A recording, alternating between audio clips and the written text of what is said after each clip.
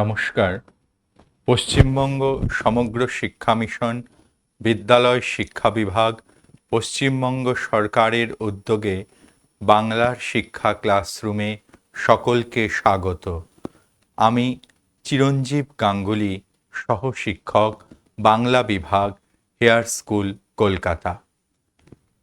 আজকের আলোচ্য বিষয় দশম শ্রেণীর বাংলা সাহিত্যের অন্তর্গত নাটক শচীন্দ্রনাথ সেনগুপ্তের লেখা সিরাজদৌল্লা, তার দ্বিতীয় অংশ, দ্বিতীয় পর্বের আলোচনা। সিরাজদৌল্লা নাটকে দ্বিতীয় অংশের অর্থাৎ প্রথমে যে সিরাজের সভা, সেখান থেকে আমরা দেখি যে দৃশ্যপট একটু বদল হয়ে যায়। প্রথমে সভাসদদের সঙ্গে তার কথোপকথন হয়, সভাসদেরা এক এক করে তারা চলে যান। সিরাজ সকলের উদ্দেশ্যে মাতৃভূমির স্বাধীনতা রক্ষার জন্য কাতর আহ্বান জানান। এমনই সময় যখন সিরাজউদ্দৌলা এবং গোলাম হোসেন পরস্পর দুজনে সুনিপুণভাবে সিংহাসনের অবস্থা পর্যবেক্ষণ করছেন, সে সময় সিরাজের মাসি ঘাসেটি বেগমের নাট্যপটে তার উপস্থিতি লক্ষ্য করা যায়। দুজনেই সিংহাসন দেখিতে লাগিলেন।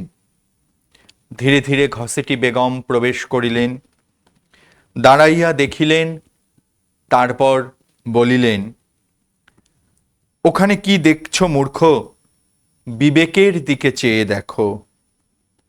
সিরাজ কিছুটা যেন আকস্মিকতায় হঠাৎ বুঝতে পারেননি কে। দ্রুত ঘুরে তার মাসিকে দেখতে পাচ্ছেন এবং হেসে বলছেন, ও আপনি? আরেকটু কাছে অগ্রসর হয়েছেন এবং এই যে সিরাজের সভায় মাসি এসেছেন, ঘসেটি বেগম এসেছেন, সেটা যেন মাসির কিছুটা সম্ভ্রমে বাধা হয়ে দাঁড়াচ্ছে। তাই সিরাজ বলছেন যে কাজ আছে, স্মরণ করলে সিরাজ নিজে যেতেন। মাসি মানে মাতৃসমা, তিনি কেন সভার মধ্যে, রাজসভার মধ্যে তিনি দেখা করতে আসবেন? যে ভাবে, যে কোমলতার সঙ্গে সিরাজ এই প্রস্তাব দিলেন, কিন্তু মাসি কিন্তু একেবারে সিরাজকে কিছুটা রূঢ়ভাবে বললেন, নবাবের অবসরের বড়ই অভাব না? সিরাজও নিজের বিপদের কথা মাসিকে জানিয়ে বলেন যে এই পরিস্থিতিতে সে একেবারে দিশাহারা হয়ে পড়েছে। ঘসেটি বলছেন, এখন বিপদ? ঘসেটি বেগম তোমার বন্দী, শওকত জং রণক্ষেত্রে নিহত, প্রতিদ্বন্দ্বী আর কোথাও নেই, এখনো বিপদের ভয়, প্রতিহিংসা পরায়ণের। ঘসেটি বেগমকে সিরাজ বন্দী করেছেন, তার সিংহাসনে আসীন হবেন, সেই সিংহাসনকে নিষ্কণ্টক করার জন্য। সেটি কিন্তু ঘসেটি বেগম বুঝতে পেরেছেন। শুধু তাই নয়, তার সমস্ত সম্পদও বাজেয়াপ্ত করেছেন। সেই জন্য ঘসেটি বেগম প্রত্যুত্তরে জানান যে এখনো বিপদ কিসের? তার সেই সিংহাসনের প্রতিবন্ধকতাগুলো তো এক এক করে সবই তিনি নিজে সেগুলো সরিয়ে দিয়েছেন, এখন সেখানে অসুবিধা তো কোনো কিছু নেই। সিরাজ তাকে নির্দ্বিধায় জানিয়ে দিলেন, কোম্পানির ফৌজ কাশিমবাজার অভিমুখে অভিযান করেছে। ঘসেটি করেছে? সিরাজ সেই সংবাদই পেয়েছি। তাহলে মুর্শিদাবাদেও তারা আসবে? তেমনি দুর্দিন কে কামনা করে মা? এই যে সিরাজের ঘসেটির কাছে প্রার্থনা, মাতৃ সম্বোধন, এখানেই সিরাজ চরিত্রটি পাঠকের কাছে খুব আকর্ষণীয় হয়ে ওঠে। যে প্রতিহিংসা তার মধ্যেও ছিল, কিন্তু অবস্থার বৈগুণ্যে এখন সেই প্রতিহিংসা যেন অস্ত গিয়েছে। তাই এখন এই বিপদের দিনে তার মাসিকে তিনি মাতৃ সম্বোধনে কিছুটা যেন স্বস্তি পেতে চাইছেন। দুর্দিন না সুদিন, সিরাজ সুদিন, সুদিন নয়, ঘসেটির বন্ধন মোচন হবে, সিরাজের পতন হবে। মাসি নির্দ্বিধায় বলে দিলেন যে তার অভীষ্ট লক্ষ্য কি, সিরাজের পতন। যেমন সেই আমরা রামায়ণের কাহিনীতে জানি যে দুটি মাত্র বর প্রার্থনা করেছিলেন, এক হচ্ছে কইকেয়ী প্রার্থনা করেছিলেন, এক হচ্ছে ভরত রাজা হবে আর রামকে বনবাসে পাঠাতে হবে। ঘসেটির কাছেও এই দুটি মাত্র তার সিদ্ধান্ত, তবে একটি আরেকটির পরিপূরক। সিরাজের পতন হবে এবং ঘসেটি বেগম তার এই বন্দিনী দশা থেকে চিরতরে মুক্তি পাবে। আসলে এই সিরাজদৌল্লা নাটকে নবাব সিরাজদৌল্লা কেন্দ্রিক যে ষড়যন্ত্রের জালের পরিচয় আমরা পেয়েছি, তাতে মাতৃশশা ঘসেটি বেগম আরও যেন শক্তি দান করেছে। রাজবল্লভ, মির্জাফর, আমির চাঁদ, ঘসেটি বেগম এবং ইংরেজ ইস্ট ইন্ডিয়া কোম্পানির ষড়যন্ত্র নবাব এবং সিরাজদৌল্লাকে সিংহাসনচ্যুত করে পথের ভিখারি করার চেষ্টায় রত হয়েছে। নবাবের অবস্থা জলে ভাসমান বটপত্রের ন্যায়। তখন তার পতনে সক্রিয় ভূমিকা নিয়েছে ঘসেটি বেগম।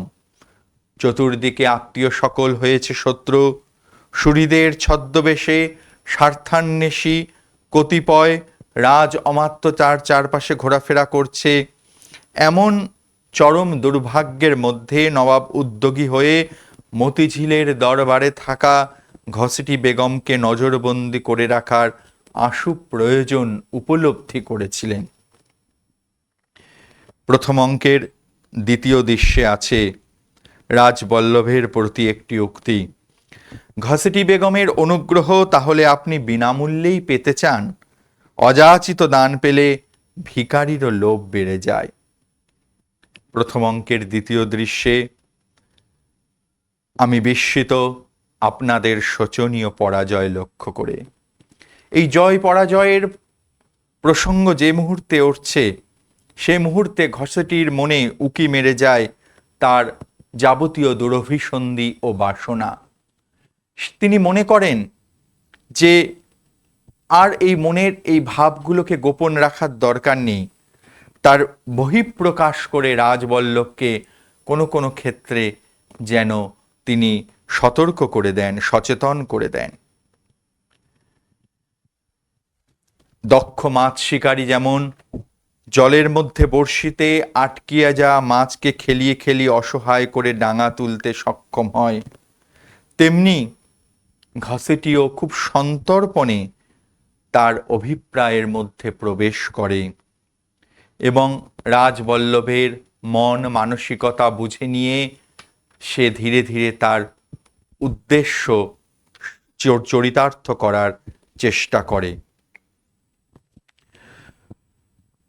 দূরদর্শী ঘসেটির নানা পরিচয় পাওয়া যায়। ঘসেটি মনে প্রাণে সিরাজের প্রতি অসহিষ্ণু। সে চায়নি সিরাজ বাংলার সিংহাসনে বসুন, কোনোদিন চায়নি। তার বুকে জ্বালা ধরেছে। প্রতিশোধ স্পৃহা নবাবকে সিংহাসনচ্যুত করবার জন্য সেই চেষ্টার কোনো ত্রুটি রাখেনি। সমস্ত মন প্রাণ দিয়ে নবাবের পতন কামনায় উন্মুখ হয়েছে অধীর ঘসেটি বেগম। ঘসেটি বেগম বিশ্বাস করে যে বেশি কালো বিলম্বে হয়তো তার অভীষ্ট পূর্ণ হবে না। তাই রাজবল্লভের আশ্বাস বাক্যে তার মন বিগলিত হয় না। কালো বিলম্ব অসহ্য ঠেকে।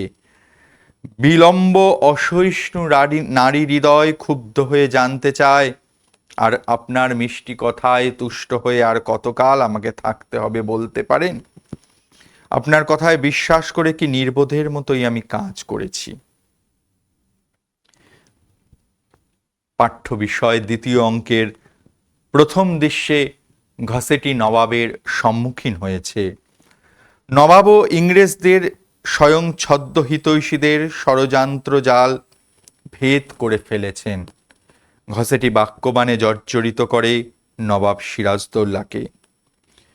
ঘসেটির বন্ধন ছিন্ন হবে, সঙ্গে সঙ্গে নবাবের পতন হবে। এই ভাবনা যে মুহূর্তে সে ভাবে, সে মুহূর্তে আনন্দে তার চোখ উজ্জ্বল হয়ে ওঠে, অধীর হয়ে ওঠে। তিরস্কার এবং প্রতিহিংসার আগুনে ঘসেটির চোখে আমার রাজ্য নাই, তাই আমার কাছে রাজনীতিও নাই, আছে শুধু প্রতিহিংসা। এই প্রতিহিংসা আমার পূর্ণ হবে সেই দিন, যেই দিন তোমার এই প্রাসাদ অপরে অধিকার করবে। তোমাকে ওই সিংহাসন থেকে ঠেলে ফেলে শওকত জঙ্গের মতো কেউ যেদিন তোমাকে, অব্যক্ত থাকলো, কথাটা ছিল হত্যা করবে। ঘসেটি এই যে মুহূর্তে এই সিরাজের সামূহিক বিপদ, এমনকি মৃত্যু কামনা করে, সেই মুহূর্তে ছুটে আসে লুৎফা উন্নিসা, সিরাজের স্ত্রী, আরেকটি চরিত্র এখানে প্রবেশ করে এই নাটকের মধ্যে।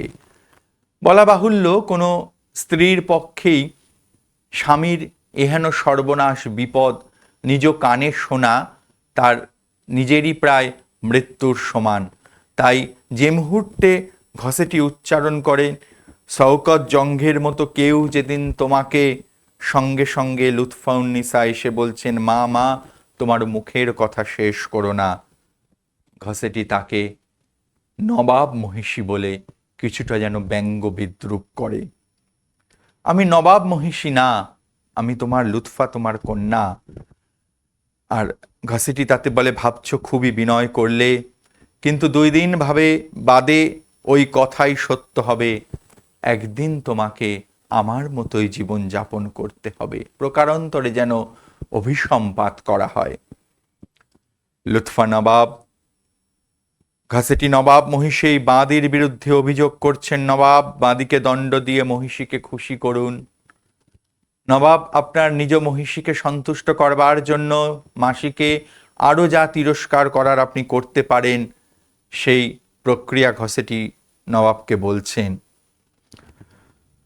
লুৎফান্নসা বললেন, জাহাপনা, ওকে ওর প্রাসাদে ফিরে যেতে দিন। দেবো লুৎফা, সময় এলেই পাঠিয়ে দেব। এখনো আসার সময় আসবে, অমন করে বলো না মা, বুক আমার কেঁপে ওঠে। ঘসেটি, তোমার বুক কেঁপে ওঠে আর আমার বুক যে জ্বলে পুড়ে খাক হয়ে যাচ্ছে, তা কি তোমরা বুঝেছো না কখনো বুঝতে চেয়েছো?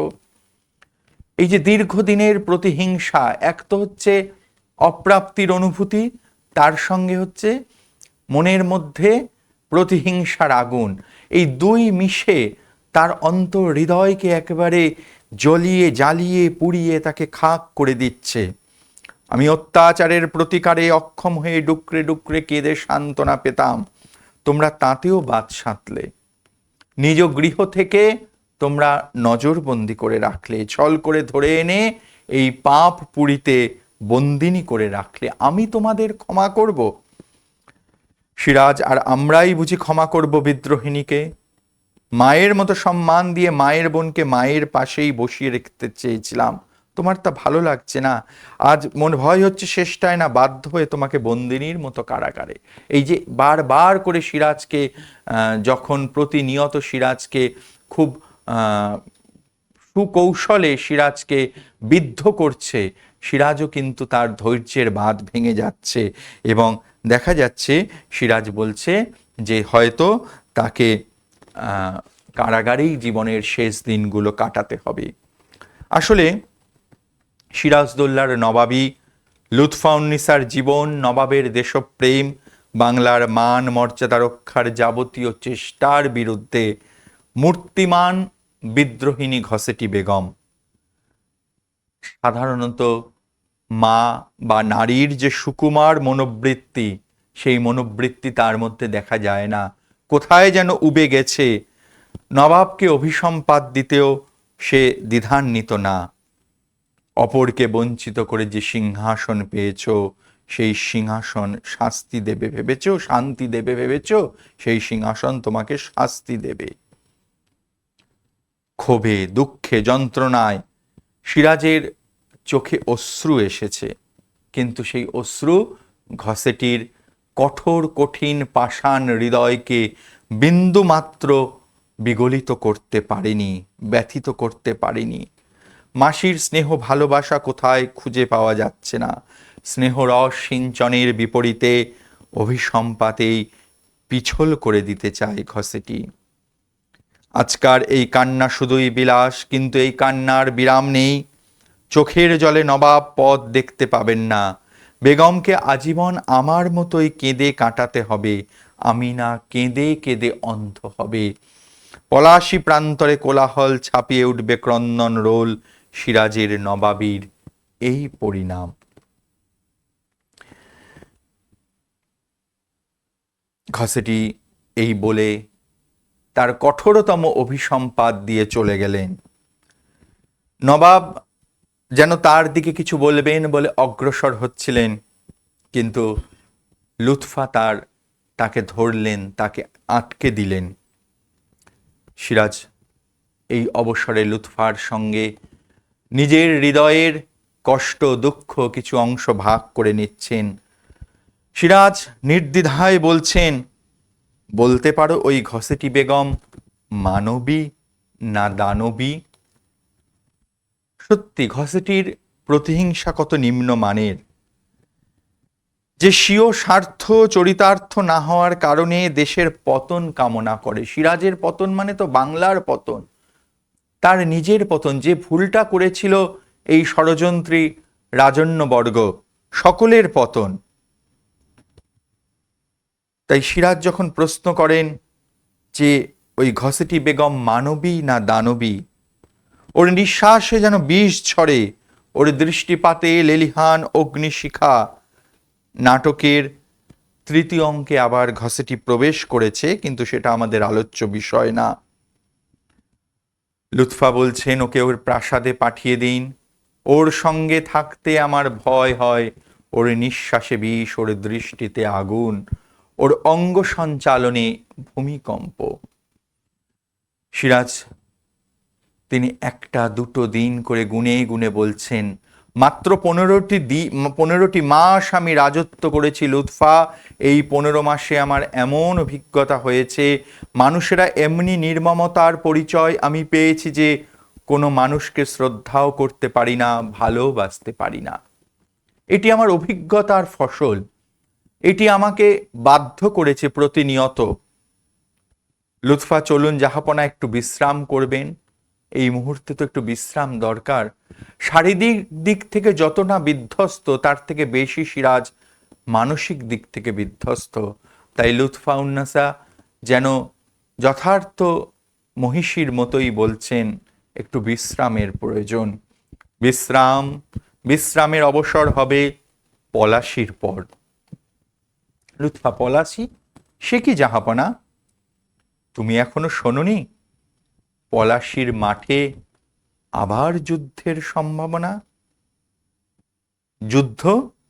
আবার যুদ্ধ জাহাপনা? 15 মাসের নবাবী লুৎফা, তার মাঝে পুরো একটি বছর যুদ্ধে ষড়যন্ত্র ভেদে গুপ্তচর পরিচালনায় অতিবাহিত হয়েছে। সিরাজের মনের অন্তঃস্থল থেকে তার অবচেতন যেন বলে ওঠে, এইবার হয়তো শেষ যুদ্ধ। লুৎফা, শেষ যুদ্ধ? যদি জয়ী হই তাহলে হয়তো আর যুদ্ধ হবে না, ইংরেজ শক্তিকে চিরদিনের মতো বাংলা থেকে বিতরণে সক্ষম হব। কিন্তু যদি পরাজিত হই তাহলে তো নয়, আর কোনোদিনই সেই সিরাজ মসনদে বসবে না, সিরাজের বিরুদ্ধে আর কোনো চক্রান্ত হবে না। সকল ষড়যন্ত্র, সকল চক্রান্তের পরপারে সে চলে যাবে। লুৎফা পলাশী, সিরাজ পলাশী। লাখে লাখে পলাশ ফুলের অগ্নিবরণে কোনোদিন হয়তো পলাশীর প্রান্তর রাঙা হয়ে থাকত। আমরা জানি যে বসন্তের সমাগমে পলাশ ফুল ফোটে, গাছগুলিতে যেন আগুন ঝরে যায়, পাতা সব ঝরে পড়ে, আর ফুলগুলিও মাটিতে ঝরে পড়ে সেখানে চারিদিকে যেন রক্তের সেই আস্তরণ বিছিয়ে যায়। সিরাজ সেই পলাশ ফুলের রক্তবর্ণকে প্রতিকায়িত করছেন, বলছেন পলাশির প্রান্তর এইভাবে রাঙা হয়ে থাকত।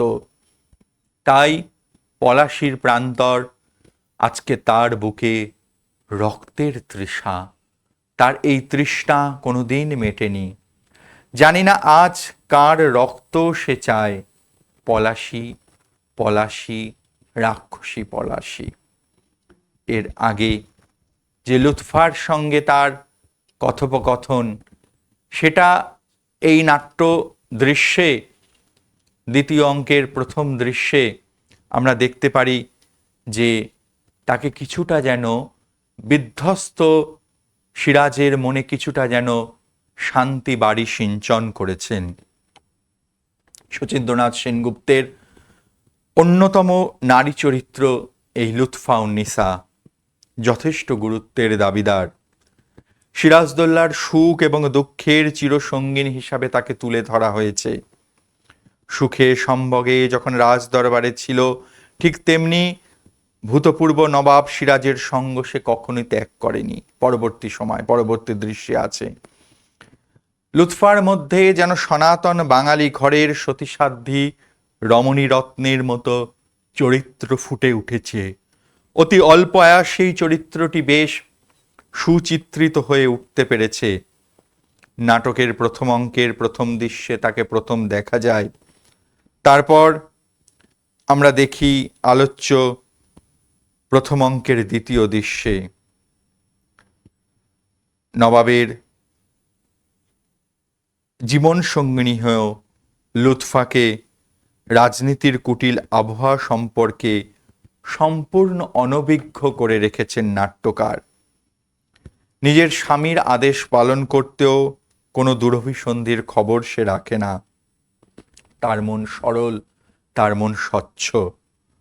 আর দ্বিতীয় অঙ্কের প্রথম দৃশ্যে নবাব, জাহাপনা আপনার চোখে জল, আমি যে সইতে পারি না। এখানে যেন সত্যি নবাবের একেবারে অন্তরসঙ্গিনীতে পরিণত হয়েছে। ইতিহাসের শুষ্ক কাঠামোর মধ্যে থেকে নানা উপাদান সংগ্রহ করে তাকে জীবন্ত করে তুলতে সক্ষম হয়েছেন নাট্যকার। লুৎফার সংযত স্বামী প্রেম, স্বামীর প্রতি প্রেমপূর্ণ দৃষ্টি, আজকের এই একবিংশ শতাব্দীতে শহুরে শিক্ষিতা আধুনিকার আচরণের বিরুদ্ধে কোথায় কোথায় যেন একটু অন্য স্বরে কথা বলেন। কোথায় কোথায় যেন ঘসেটি বেগমের সেই ভয়ঙ্কর চরিত্রে পাশে লুৎফা উন্নিসা নাট্যদৃশ্যে কিঞ্চিৎ শান্তি বাড়ি সিঞ্চন করেন।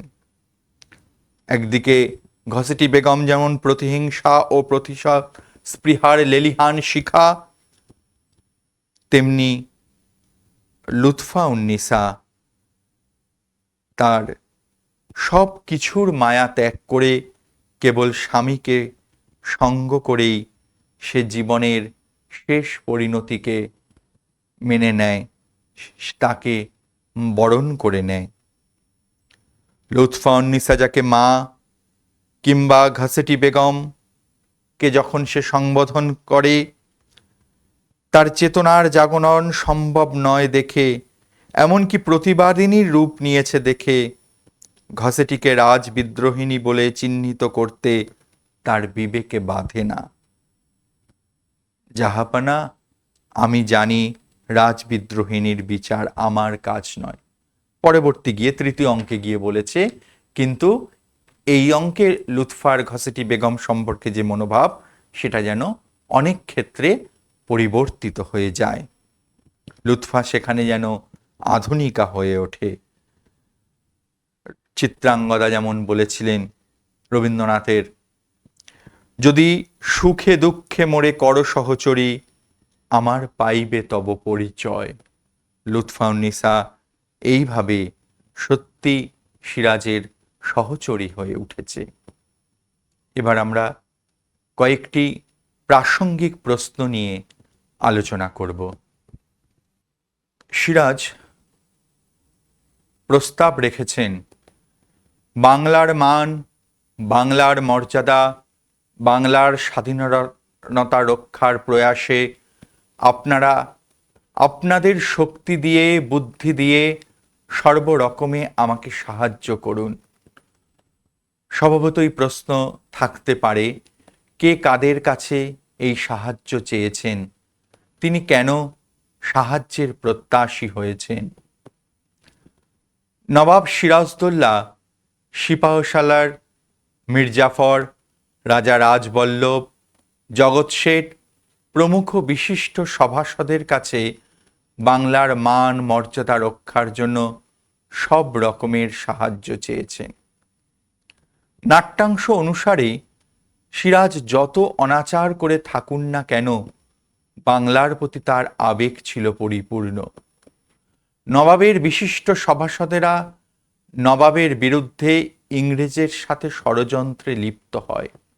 সকলে মিলে চক্রান্ত করে সিরাজদৌল্লাকে বাংলার মসনদ থেকে বিতাড়িত করতে চেয়েছেন। এই পরিস্থিতিতে বিচক্ষণ সিরাজ জানেন যে এই মুহূর্তে ষড়যন্ত্রকারীদের যদি শাস্তি দেয়া যায় তাহলে হিতে বিপরীত হতে পারে। তাই নবাব বাংলার স্বার্থে তাদের শাস্তি না দিয়ে এক নতুন সমীকরণ উপস্থিত করতে চেয়েছিলেন। বাংলার মান, বাংলার মর্যাদা এবং স্বাধীনতার কথা বলে তাদের সুপ্ত বিবেককে আঘাত করে নিজের পক্ষে আনার চেষ্টা করেন সিরাজ। সিরাজ স্পষ্ট বুঝেছিলেন যে ইংরেজের সাথে টক্কর দিতে চাইলে দরকার সমবেত প্রতিরোধ, সর্বাত্মক আক্রমণ। আগামী দিনে যদি মির্জাফর, রাজবল্লভ, জগৎ শেঠ তারা যদি সিরাজের সঙ্গে একেবারে কাঁধে কাঁধ মিলিয়ে প্রতিরোধ গড়ে তোলেন, তবেই সিরাজ অজেয় হয়ে উঠবেন। তাই সিরাজের বিরুদ্ধে তাদের যে মনোভাব, সেই মনোভাবে সুপ্ত বিবেকে কিছুটা যেন প্রলেপ লাগানোর চেষ্টা করেছেন, বিরোধী ষড়যন্ত্রকারীদের নিজের সপক্ষে আনতে চেয়েছেন সিরাজ। এতে বাংলার মর্যাদাই রক্ষা হবে, এটি ছিল তার প্রত্যাশা। অপর একটি প্রশ্ন, জাতির সৌভাগ্য সূর্য আজ অস্তাচলগামী। কোন জাতির কথা বলা হয়েছে, তার সৌভাগ্য সূর্য অস্তাচলগামী কেন? বলা বাহুল্য, এই নাটক লেখা হয়েছে 20 শতকে, যখন বাঙালির জাতীয়তাবোধ বা জাতি সম্পর্কে তাদের ধারণা অনেকটা পরিষ্কার। তো সেই 20 শতকে নাট্যকার শচীন্দ্রনাথ সেনগুপ্ত সিরাজদৌল্লা নাট্যাংশে জাতি বলতে বাঙালি জাতির কথা বলেছেন। ব্রিটিশ ইস্ট ইন্ডিয়া কোম্পানি তারা ব্যবসায়ী প্রতিষ্ঠান রূপে ভারতে প্রবেশ করে। ভারতের রাজনীতি ও অর্থনীতিতে তারা হস্তক্ষেপ করতে শুরু করেন। বণিকের মানদণ্ড রাজদণ্ডে পরিণত হয়। বর্তমান বাংলার পরিস্থিতিতে সিরাজ এখন ঘরে বাইরে চক্রান্তের শিকার। একদিকে তার সভাসদদের বিশ্বাসঘাতকতা আর ইংরেজের আগ্রাসী মনোভাব পলাশির প্রান্তরে যেন সৈন্য সমাবেশ ঘটাচ্ছে, যে সৈন্য সমাবেশ বাংলার স্বাধীন আকাশে দুর্যোগের ঘনঘটাকে আরো প্রতীয়মান করবে। এই দুর্যোগকে সিরাজ ভালোভাবে উপলব্ধি করতে পেরেছেন। জগৎ শেঠ, রাজবল্লভ, রায়দুর্লভ, মির্জাফরদের কাছে সাহায্য চেয়েছেন। নবাব ভেবেছিলেন পারস্পরিক সৌহার্দ্য এবং ঐক্যমতের ভিত্তিতে সকলকে একত্রিত করা যাবে। হয়তো মির্জাফর জগৎ শেঠের ব্যক্তিগত শত্রুতা, স্বাদেশিকতা, সাজাত্যবোধের ঊর্ধ্বে উঠতে পারবে না। তাই তাদের সাহায্য প্রার্থনা করতে গিয়ে তিনি বাংলার মান মর্যাদা এবং স্বাধীনতা রক্ষার দোহাই দেন। বাঙালি জাতির সৌভাগ্য সূর্যের অস্তাচলে গমন রোধ করবার জন্য নবাবের এই আবেদন।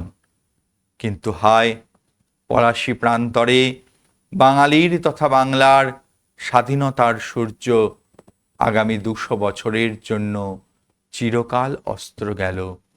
সুতরাং তার মনোভাব সম্পূর্ণ হল না। পরবর্তী প্রশ্ন, এটি আমরা আলোচনা করব। জানি না আজ কার রক্ত সে চায়, পলাশী, রাক্ষসী পলাশী। আমরা পাশে দেখতে পাচ্ছি সেই বর্তমানে পলাশীর প্রান্তরে যে মনুমেন্ট বা স্মারক, স্মৃতি স্মারক রয়েছে। একেবারে নাট্যাংশের শেষে গিয়ে শেষ অংশে সিরাজ উপলব্ধি করেছেন যে এই পলাশী হয়তো পলাশ ফুলের রক্তের আগুনে তার প্রান্তর সম্পূর্ণ আস্তরণে ঢাকা থাকত, তাই রক্ততৃষ্ণা তার মন থেকে যায়নি, সে রক্ত চায়। বলা বাহুল্য যে এই নাটকে যদিও রাজ সিংহাসনে বসবে এরকম ইংরেজদের মনোভাব ছিল না, কিন্তু সিরাজকে রাজ সিংহাসন থেকে চিরদিনের জন্য বিতাড়িত করা হবে সেটি কিন্তু সকলের মনোগত অভিপ্রায় ছিল। এইটি সিরাজ বুঝতে পেরেছিল, তাই একান্তে লুৎফাউন্নিসাকে সিরাজ জানান যে যদি যে আসন্ন যুদ্ধে, সেই যুদ্ধে যদি তিনি জয়ী হন তাহলে চিরদিনের মতো তার আর যুদ্ধের প্রয়োজন হবে না, কিন্তু যদি তিনি হেরে যান তা যেন সিরাজের রক্তপাতেই, সিরাজের বুকের রক্ত নিয়েই তৃষ্ণার্তা পলাশী যেন সন্তুষ্ট হবে। তাই এই অংশে সে পলাশীকে রাক্ষসী পলাশী বলতেও তার অন্তর কাঁপেনি। সে জানে এই পলাশীর প্রান্তরে ভারতের ভাগ্য সূর্য হয়তো চিরদিনের জন্য অস্তমিত হয়ে যাবে। সিরাজ যখন তার সভাসদদের বলেন যে আমি নবাব, আমি মুসলমান সম্প্রদায়ের বলে আপনারা আমার প্রতি কোনো ক্ষোভ রাখবেন না, আপনারা বাংলার কথা চিন্তা করবেন। তাই সেই সময় তিনি বলেছিলেন, বাংলা শুধু হিন্দু নয়, বাংলা শুধু মুসলমানের নয়, মিলিত হিন্দু মুসলমানের মাতৃভূমি গুলবাগ এই বাংলা। এই বাংলা যেন প্রস্ফুটিত গোলাপ বাগিচার মতো সুন্দর এক ভূমি। বক্তা সিরাজদৌল্লা নাটকে সিরাজদৌল্লা স্বয়ং বক্তা। আলোচ্য অংশটির তাৎপর্য কি? 20 শতকে শচীন্দ্রনাথ সেনগুপ্ত যখন এই নাটকে এই সংলাপ রচনা করেছেন, তিনি জানেন ভারতবর্ষের স্বাধীনতার সূর্যে হিন্দু এবং মুসলমান কাঁধে কাঁধ মিলিয়ে একযোগে তারা এগিয়ে এসেছে। কখনোই হিন্দু বা মুসলমান আলাদাভাবে কোনো জাতিতত্ত্বের ভিত্তিতে স্বাধীনতা চায়নি। যদিও পরবর্তীকালে জাতিতত্ত্বের ভিত্তিতে ভারতবর্ষ বিভক্ত হয়েছে, কিন্তু আজও ভারতবর্ষের বাংলা প্রদেশের মানুষ পার্শ্ববর্তী যে স্বাধীন বাংলাদেশ রাষ্ট্র তার সঙ্গে তাদের একাত্মতা সর্বজনবিদিত। এপারেও যেই বাংলাদেশ, ওপারেও সেই বাংলা। সেখানে হিন্দু মুসলমান বড় কথা নয়।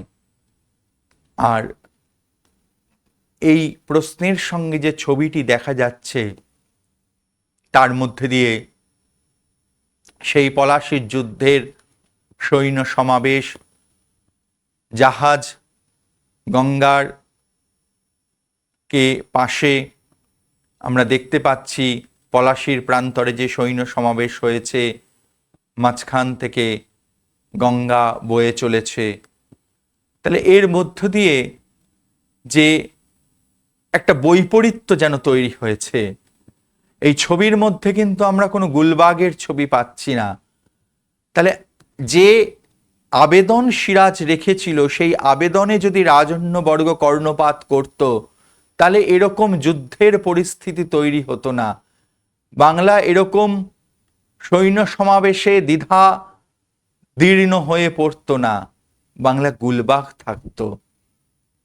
কিন্তু সেই গুলবাগ বাংলার অস্তিত্বকে রক্ষা করা সম্ভব হয়নি।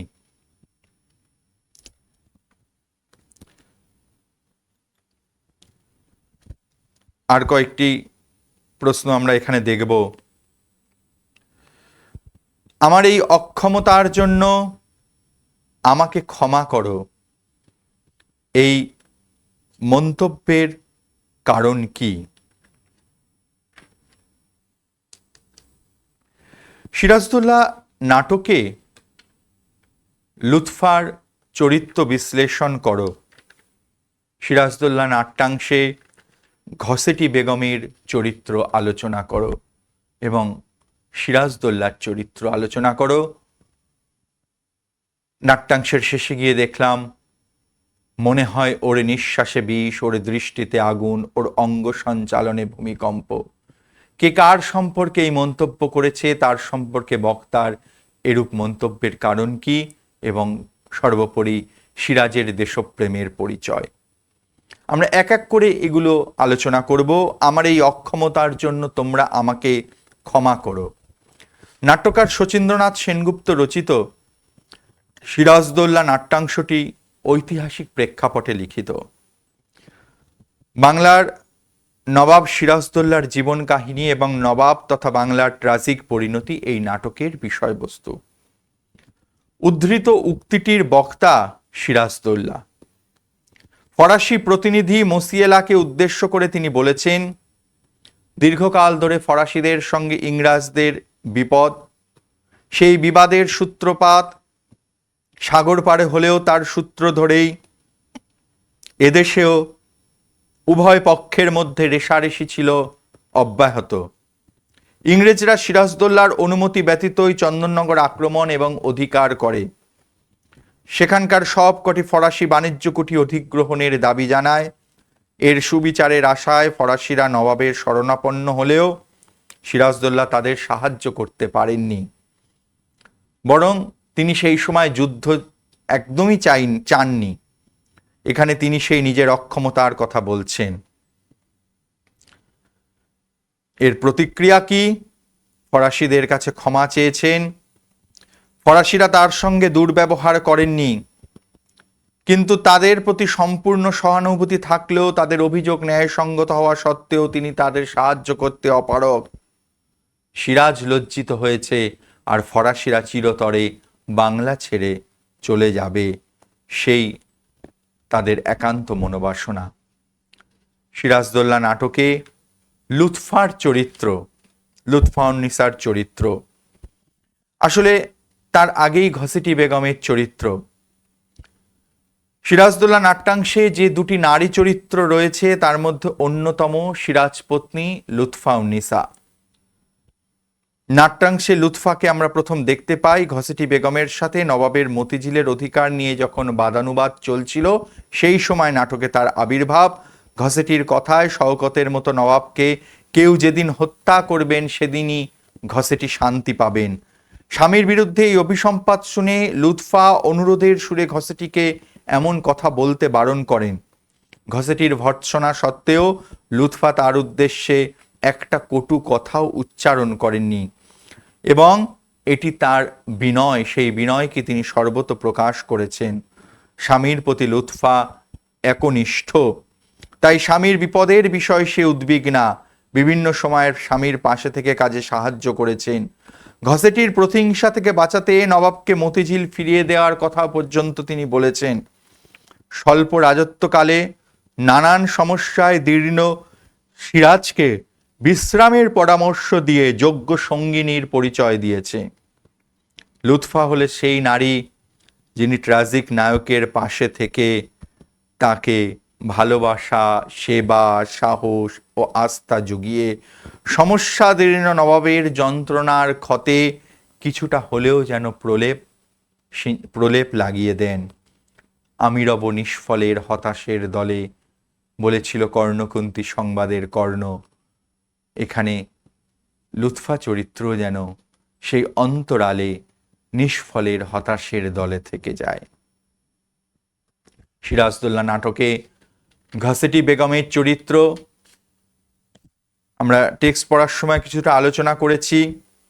আসলে ঘসেটি বেগম সিরাজদৌল্লা নাটকে এক ভয়ঙ্কর মূর্তিমতী অভিসম্পাত বা অভিশাপ রূপে এসেছেন। ঘসেটি বেগম নবাব সিরাজদৌল্লার মায়ের বোন, মাসি, অথচ তার মধ্যে মাতৃসত্তা বিন্দুমাত্র লক্ষ্য করা যায় না। প্রতি মুহূর্তে সিরাজের বিষয়ে বিষোদ্গার করেন, যেটা সিরাজ পরবর্তী ক্ষেত্রে বলেছি, ওর নিঃশ্বাসে বিষ, ওর দৃষ্টিতে আগুন, ওর অঙ্গ সঞ্চালনে ভূমিকম্প। বাংলার ইতিহাসে সিরাজের বিরুদ্ধে তার শত্রুতা পোষণের সাক্ষ্য দেয়। সিরাজ তার মতিঝিল প্রাসাদ অধিকার করে নিলেও তাকে সসম্মানে নিজের প্রাসাদে স্থান দিয়েছিলেন, কিন্তু সর্বস্ব হারানোর, বিশেষত ক্ষমতা হারানোর ক্ষোভ প্রতিনিয়ত তাকে দগ্ধ করেছে। সিরাজের মৃত্যুই তার একমাত্র উদ্দেশ্য এবং একমাত্র কামনা। সিরাজদৌল্লা নাটকে সিরাজদৌল্লার চরিত্র আসলে বিংশ শতকে একটা ধারাই ছিল, নাট্যকাররা ঐতিহাসিক ব্যক্তিত্বকে তাদের যেন নিজেদের মুক্তি আকাঙ্ক্ষার প্রতীক রূপে ভেবে নাটক রচনায় ব্রতী হন। সিরাজ সেরকমই এক ব্যক্তিত্ব। সিরাজ যেন শচীন্দ্রনাথ সেনগুপ্তের সেই মানস আকাঙ্ক্ষার মুক্তিদাতা। তার মধ্যে দেশাত্মবোধ আছে, তার মধ্যে সাম্প্রদায়িকতা মুক্ত মানসিকতা আছে, তার মধ্যে আত্মসমালোচনা আছে, তার মধ্যে দুর্বল মানসিকতার পরিচয় আছে, তার মধ্যে একজন স্বামীর পরিচয় রয়েছে, আবার তার মধ্যে নবাবের পরিচয় রয়েছে। তাহলে একদিক থেকে সিরাজ এই যাবতীয় ষড়যন্ত্রকে কখনো ব্যক্তিগত আলোকে দেখেনি। বাংলার বিপর্যয়ের দুশ্চিন্তাই তার কাছে প্রধান হয়ে উঠেছে। বাংলাকে বিদেশি শক্তির হাত থেকে বাঁচাতে তিনি তার অধস্তনের কাছেও ক্ষমা চেয়েছেন। শত্রুর সঙ্গে সন্ধিতেও পিছপা হননি। সিরাজ শত্রুদের চক্রান্ত বুঝতে পেরেছেন, কিন্তু তাদের বিরুদ্ধে কোনো কোনো ক্ষেত্রে কোনো ব্যবস্থা নিতে পারেননি।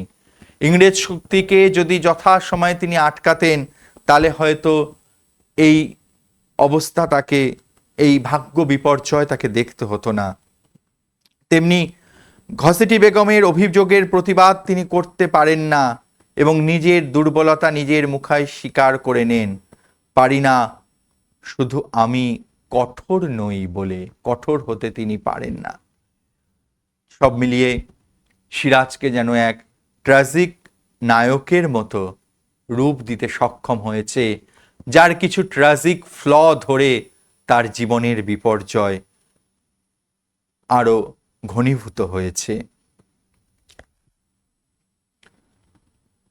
যেটি আগে আলোচনা হলো, মনে হয় ওর নিঃশ্বাসে বিষ, ওর দৃষ্টিতে আগুন, ওর অঙ্গ সঞ্চালনে ভূমিকম্প।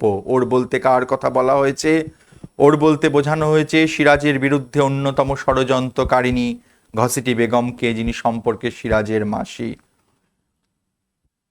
কেন এই মন্তব্যের কারণ কি? না পাওয়ার যন্ত্রণায় ঘসেটির প্রতিনিয়ত অভিশাপ বর্ষণ সিরাজকে ক্ষতবিক্ষত করে তোলে। স্ত্রী লুৎফার কাছে নবাব একান্ত আলাপচারিতায় জানতে চান ঘসেটি বেগম মানবী না দানবী। এই যে নিঃশ্বাসে বিষ, সেটা যেন ক্রমাগত তার সেই বিষ বাষ্পে সিরাজের জীবনকে ভরিয়ে তোলে।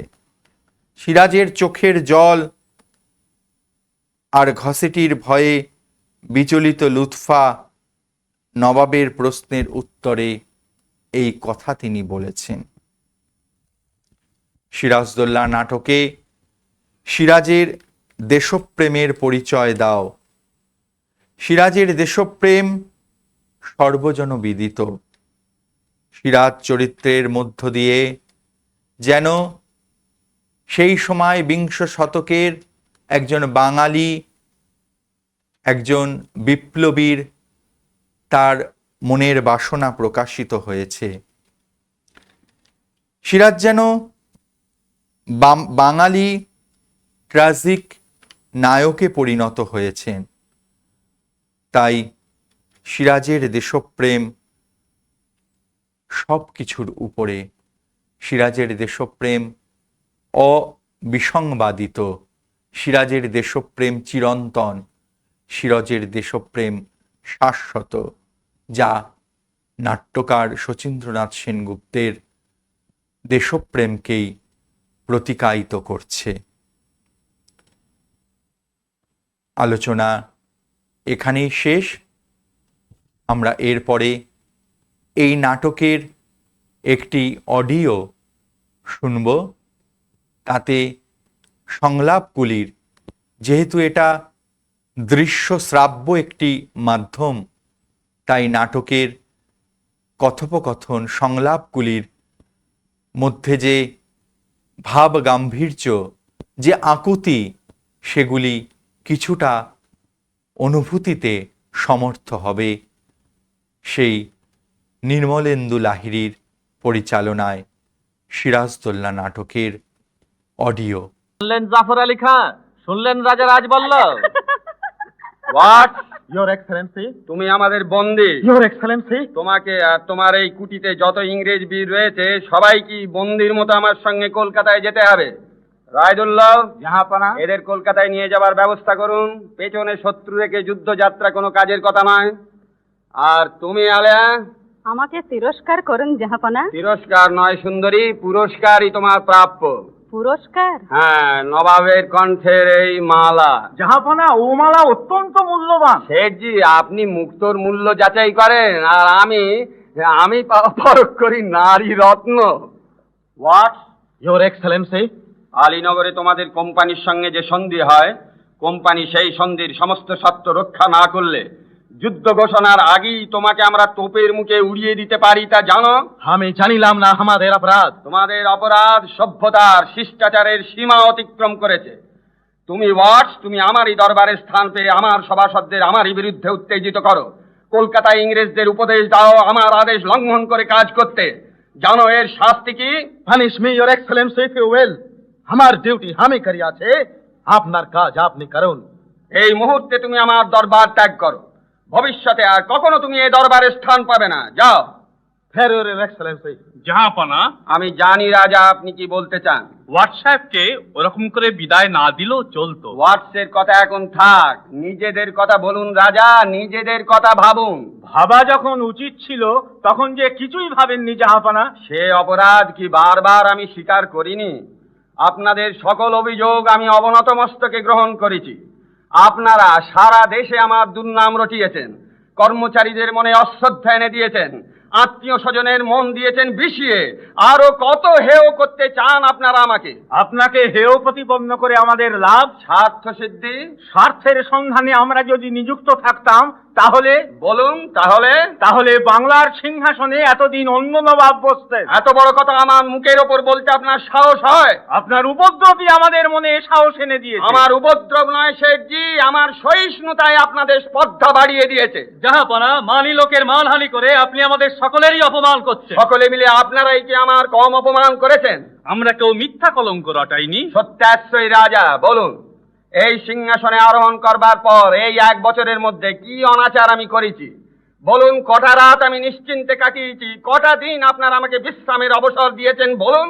আপনার দৈনন্দিন জীবনযাপন প্রণালী আমাদের কণ্ঠস্থ থাকবার কথা নয়। অথচ কবে, কোথায়, কখন, কোন অনাচার আমি করেছি আপনারা তা নির্ভুল বলে দিতে পারেন? পারি এই জন্যেই যে পাপ কখনো চাপা থাকে না। পাপ যে চাপা থাকে না, হোসেন কুলি খাঁ প্রাণ দিয়ে আপনাকে তা বুঝিয়ে দিয়ে গিয়েছে।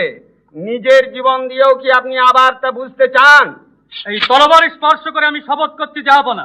মানি লোকদের আপনি যদি এরূপ পরিহাস করেন তাহলে আপনার সপক্ষে কখনো আমি অস্ত্র ধারণ করব না। আজ পর্যন্ত কদিন তা ধারণ করেছেন সিপাহসালার? যুদ্ধে অপদার্থ শওকতকে হত্যা করে বুঝি তোমার এই স্পর্ধা হয়েছে মোহনলাল? কোন যুদ্ধে কৃতিত্ব না দেখিয়ে আমি আপনাকে জিজ্ঞাসা করছি সিপাহসালার, কলকাতা জয় থেকে শুরু করে পূর্ণিয়া বিজয় পর্যন্ত কবে আপনি নবাবকে সাহায্য করেছেন? তোমার ওই স্পর্ধা মীর মদন। রাজ্যের সকল রাজা মনে করেছেন যে নবাব একেবারে অসহায়, সিংহাসন রক্ষা তো নয়, এমনকি আত্মরক্ষার শক্তি তার নেই। কিন্তু একথাও তাদের মনে রাখা উচিত যে নবাবের নিমক আমরা বৃথাই খাই না। এই সব অদ্বাচিনকে দিয়ে যখন নবাবের কাজ চলবে তখন চলুন রাজা রাজবল্লভ, চলুন শেঠজি, চলুন দুর্লভ রায়, এই দরবার আমরা ত্যাগ করি। নবাব থাকুন তার কর্মক্ষম শক্তিমান পরম বিচক্ষণ মন্ত্রী আর সেনাপতি নিয়ে। গোলাম হোসেন, মোহনলাল আর মীর মদন যখন রয়েছে তখন আর ভাবনা কি? চলুন। দান দরবার ত্যাগ করতে হলে তার পূর্বে নবাবের অনুমতি নেওয়া আবশ্যক, এই কথাটাও কি আপনাদের মনে করিয়ে দিতে হবে? দরবার ত্যাগ করতে আমরা বাধ্য হচ্ছি জাহাপনা। বাধ্য হয়ে দরবার ত্যাগ করতে হবে আপনাদের তখন যখন আপনাদের বন্দী করা হবে। জাফর আলী খাঁ। জাহাপনা কি বিনা বিচারে আমাদের বন্দী করতে চান? জাফর আলী খাঁ, আজ বিচারের দিন নয়, আজ সৌহার্দ্য স্থাপনের দিন। অন্যায় আমিও করেছি, আপনারাও করেছেন। খোদা তাআলার কাছে কে বেশি অপরাধী তা তিনিই বিচার করবেন। আজ আপনাদের কাছে আমার এই ভিক্ষা যে আমাকে আজ আপনারা শুধু এই আশ্বাস দিন যে বাংলার এই দুর্দিনে আপনারা আমাকে ত্যাগ করবেন না। এই দুর্দিনের জন্য কে দায়ী জনাব? আবারও বিচার রাজা? বিচার নয় জাহাপনা, আমি শুধু বলতে চাই যে এখনো সময় আছে, এখনো ইস্ট ইন্ডিয়া কোম্পানির সঙ্গে আপোষে নিষ্পত্তি সম্ভবপর। ইস্ট ইন্ডিয়া কোম্পানির সঙ্গে আপোষ? কলকাতায় সৈন্য সমাবেশ, চন্দননগর জয়, কাশিমবাজার অভিমুখে অভিযান, এ সবই কি শান্তি স্থাপনের প্রয়াস? আপনি আমাদের কি করতে বলেন জাহাপনা? সবার আগে বলি, বাংলার মান, বাংলার মর্যাদা, বাংলার স্বাধীনতা রক্ষার এই প্রয়াসে আপনারা শক্তি দিয়ে, বুদ্ধি দিয়ে সর্বরকমে আমাকে সাহায্য করুন। আপনাদের সকলের সমবেত চেষ্টার ফলে যদি এই বিপদ থেকে আমরা পরিত্রাণ পাই, তখন একদিন আপনারা আমার বিচারে বসবেন। সেদিন যে দণ্ড আপনারা দেবেন আমি মাথা পেতে নেব। আমাকে অযোগ্য মনে করে এই সিংহাসন যদি আর কাউকে দিতে চান, আমি হৃষ্ট মনে সিংহাসন ত্যাগ করব। জাফর আলী খাঁ, আপনি শুধু সিপাহসালার নন, আপনি আমার পরম আত্মীয়। বিপদে আপনজন জেনে বুকে ভরসা নিয়ে যার কাছে দাঁড়ানো যায় সেই না আত্মীয়। লোভে পড়ে, মোহের বশে মানুষ অনেক সময় অনেক অন্যায় কাজে প্রবৃত্ত হয়, কিন্তু কর্তব্যের আহ্বানে লোভ মোহ জয় করে মেরুদণ্ড সোজা করে যে সাড়া দিতে পারে সেই তো পুরুষ। সে পৌরুষ আপনার আছে আমি জানি।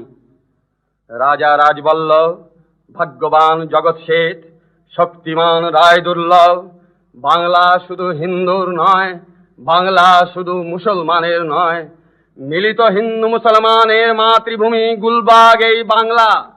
অপরাধ আমি যা করেছি তা মিলিত হিন্দু মুসলমানের কাছেই করেছি। আঘাত যা পেয়েছি তাও মিলিত হিন্দু মুসলমানের কাছেই পেয়েছি। পক্ষপাতিত্বের অপরাধে কেউ আমরা অপরাধী নই। তাই আমি মুসলমান বলে আমার প্রতি আপনারা বিরূপ হবেন না। চেয়ে দেখুন, বাংলার ভাগ্যাকাশে আজ দুর্যোগের ঘন ঘটা, তার শ্যামল প্রান্তরে আজ রক্তের আলপনা, জাতির সৌভাগ্য সূর্য আজ অস্তাচলগামী, শুধু সুপ্ত সন্তান শিয়রে রুদ্ধমানা জননী, নিশাবসানের অপেক্ষায় প্রহর গণনায় রত। কে তাকে আশা দেবে, কে তাকে ভরসা দেবে, কে শোনাবে জাগরণের সেই অভয় বাণী? ওটো মা ওটো, মোচো তোমার অশ্রু জল, 7 কোটি সন্তান হিন্দু মুসলমান আর জীবন দিয়েও রোধ করব মরণের এই অভিযান। জাহাপনা জনাব, হ্যাঁ, আপনি সিপাহ সালার, আপনি তা পারেন। আমি শপথ করছি জাহাপনা, আজ থেকে সর্বসময়ে সর্বক্ষেত্রে আপনার সহায়তা করব। আমিও শপথ করছি সিপাহ সালারের সকল নির্দেশ মাথা পেতে নেব। তাঁর আদেশে হাসি মুখে এই মৃত্যুকে বরণ করে নেব। আজ আমি ধন্য, আজ আমি ধন্য। এতক্ষণ তোমরা শুনলে সিরাজদৌল্লা নাটকের একটি অডিও নির্মলেন্দু লাহিড়ীর পরিচালনায়, যেটি এই সিরাজদৌল্লা চরিত্রটিকে আরও বুঝতে, অনুধাবনে তোমরা সক্ষম হবে। আমাদের সিরাজদৌল্লা নাটকের দ্বিতীয় অংশ, দ্বিতীয় পর্বের আলোচনা এখানে শেষ হলো। নমস্কার।